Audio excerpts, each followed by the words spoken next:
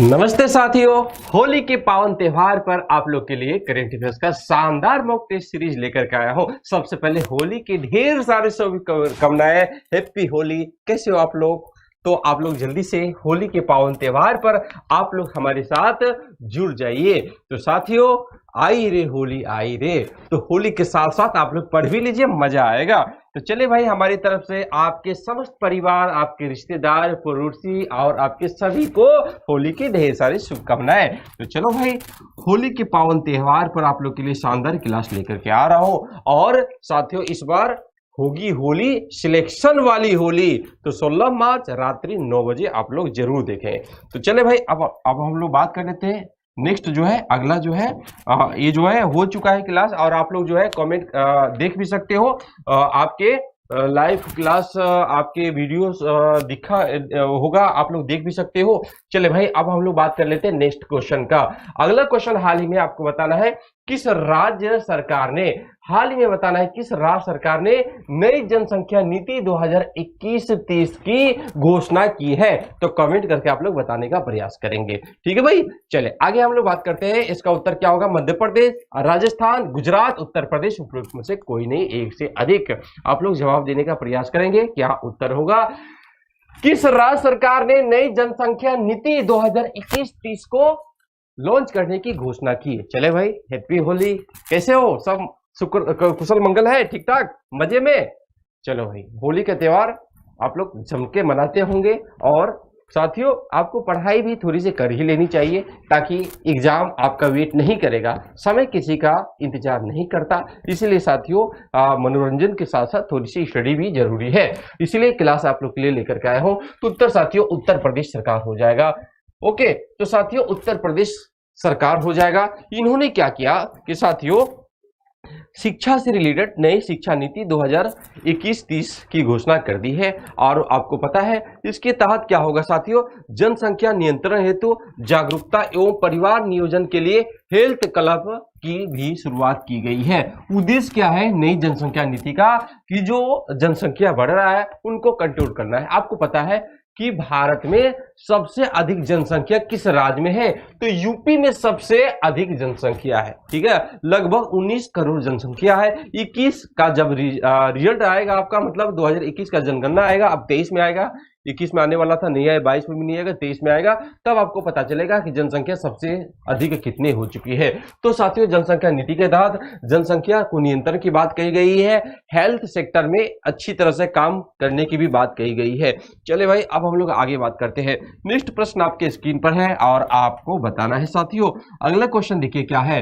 केंद्र सरकार की घोषणा, केंद्र सरकार की घोषणा के अनुसार दुनिया की सबसे लंबी राजमार्ग, दुनिया की सबसे लंबी राजमार्ग का निर्माण भारत में किया जा रहा है। बताया आप लोग, केंद्र सरकार की घोषणा, केंद्र सरकार की घोषणा के अनुसार दुनिया की सबसे लंबी राजमार्ग, दुनिया की सबसे लंबी राजमार्ग का निर्माण भारत में किया जा रहा है। बताए कहां पर?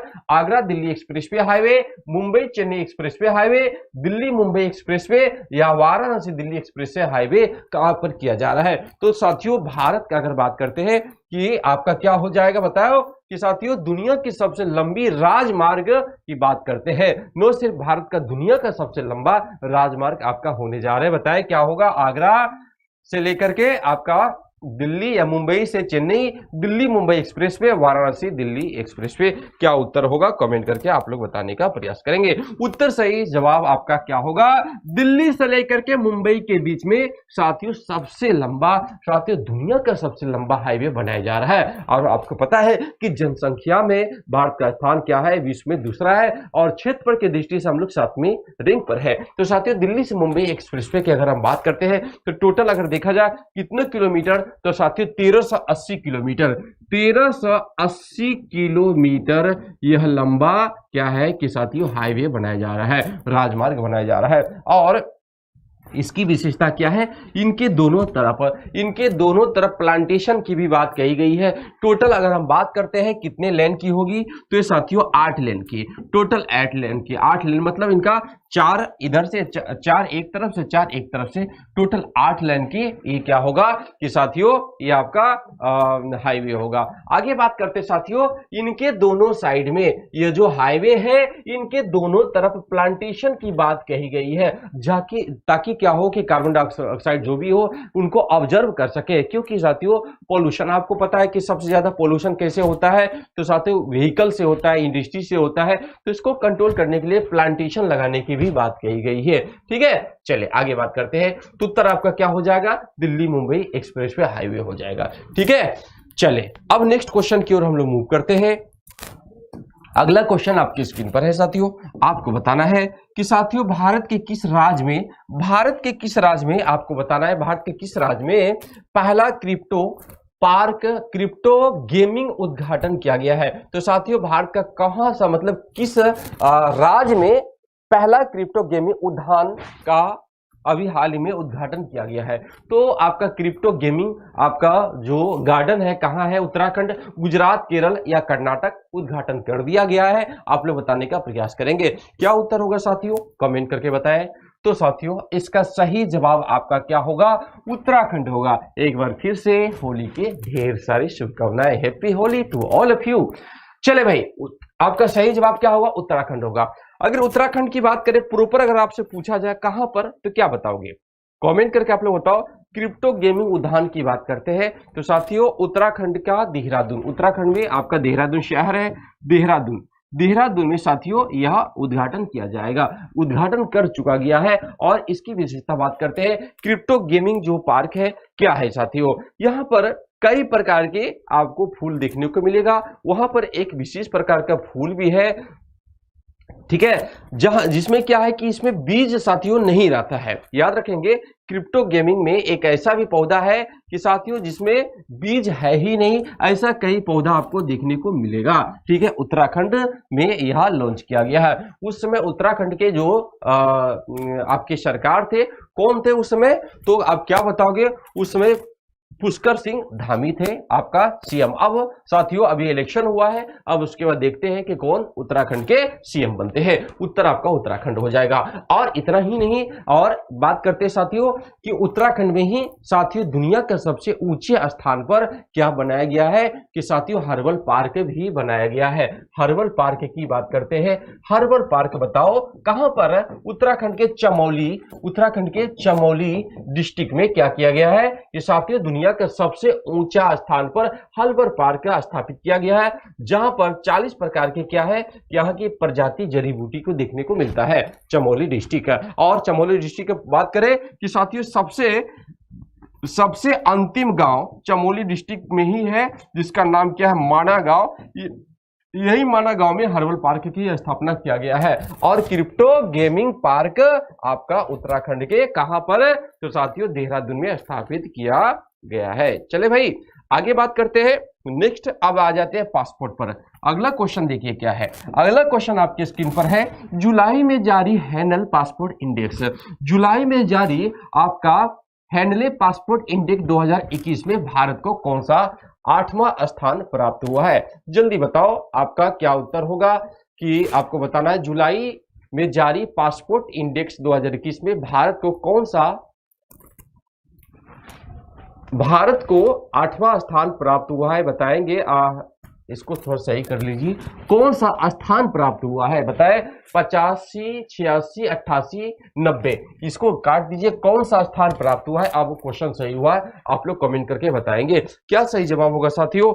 हैंडले पासपोर्ट इंडेक्स की बात करते हैं, आप लोग कमेंट करके बताने का प्रयास करेंगे, 85, 86 या क्या होगा, आप लोग जल्दी कमेंट करके बताने का प्रयास करेंगे। हैंडले पासपोर्ट इंडेक्स 2021 वाला अब जो जारी किया गया है 2022 में जारी किया गया है 21 का, तो आपको बताना है उत्तर क्या होगा। तो साथियों आपका 85, 86, 88 या 90 क्या उत्तर होगा साथियों। हैंडले पासपोर्ट रिपोर्ट की बात करते हैं 2022 वाला है। तो साथियों भारत का स्थान क्या रहा, आप लोग कमेंट करके बताएं। तो इनमें से आपका कोई नहीं, तो क्यों ऑप्शन नहीं है, तो साथियों इसका सही जवाब क्या होगा, भारत का स्थान साथियों कौन सा है, तो भारत का स्थान अभी हाल ही में टोटल क्या किया, तो साथियों टोटल 111 देशों का मतलब जारी किया गया है और इसमें भारत का स्थान कितना रहा, तो क्या बोलोगे, तो भारत का स्थान 23वां रहा, 83 पर भारत रहा। ठीक है साथियों, 111 देशों में भारत का स्थान 83 पर रहा। ऑप्शन नहीं है इसीलिए ये आपका सही होगा। तो साथियों पहला रैंक पर आपका क्या होगा, तो सिंगापुर और जापान हो जाएगा। पहला स्थान पर क्या होगा, फर्स्ट पर आपका सिंगापुर और जापान होगा। सिंगापुर और जापान पहला स्थान पर है। ठीक है, याद रखेंगे सिंगापुर जापान को पहला स्थान मिला है और यह एक विशेष प्रकार का पासपोर्ट जारी करता है। तो इसके तहत जो नंबर 1 का देश है ये साथियों 192 देश बिना वीजा के ये घूम सकते हैं। और भारत का स्थान अगर बात करते हैं 83 स्थान है और भारत साथियों 60 देशों का भ्रमण कर सकता है बिना वीजा का। ये कहा भाई, तो टोटल जो है ये 60 देशों का भ्रमण कर सकता है भारत। ठीक है, तो देखा जाता है कि किसका पासपोर्ट कितना वैल्यूएबल है, तो भारत का स्थान 83 है और पहला स्थान पर सिंगापुर जापान है जो 192 देश बिना वीजा के घूम सकते हैं। ठीक है, तो आपका उत्तर क्या होगा साथियों, आपका उत्तर ई हो जाएगा। नेक्स्ट क्वेश्चन की बात करते हैं। अगला प्रश्न आपके स्क्रीन पर है साथियों, किस देश में विश्व बैडमिंटन चैंपियन 2026 का आयोजन किया जाएगा।